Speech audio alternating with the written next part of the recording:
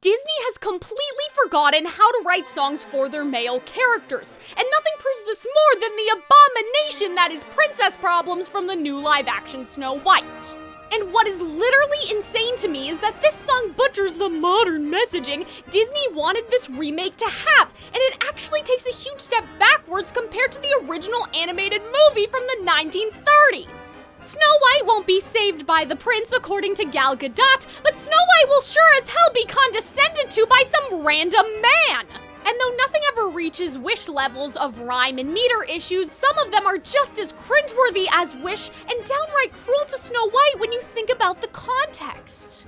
The press tour here is not doing us any favors because everyone who worked on this movie, not just Rachel, I won't let her be the scapegoat for this because it was everyone, they all talked about how this Snow White was gonna be empowering and how the prince in the original movie was creepy or weird or their dynamic was dated. You know the prince, right? The prince who Snow White was already in love with and who serenaded her with a vulnerable, poetic, heartfelt declaration of love, who reassured Snow White when she was embarrassed of her appearance that he loved her no matter what.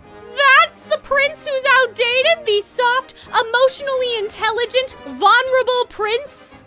But the man belittling and reducing the abuse and trauma that Snow White has experienced to princess problems is totally fine? And that same person who was writing the essay earlier is now typing, well, Jonathan didn't know, but didn't she give him a piece of bread at the beginning of the movie? Did he not see her dressed in rags? She freed him and she gave him food! Even if he didn't know, he doesn't have to. I at least expect Snow White to go, remember when I saved your sorry ass from getting tied up to the gates and beaten and flogged or starved to death or whatever the queen was gonna do with him? Maybe you could show a little gratitude. It wasn't exactly a picnic for me either, bro. I was abused by my stepmother. I wasn't exactly living it up. And this is what I mean when I say that how the male characters are written ends up hurting the leading ladies, because it's like, girl, get up! Argue with him! Don't let him talk to you that way! Like, what are we doing here? Snow White interjects once.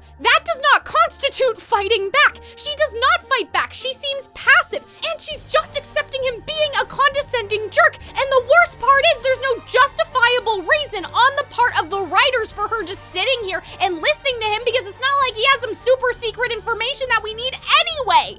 If you ask me, that's not very girl boss of this girl boss Snow White.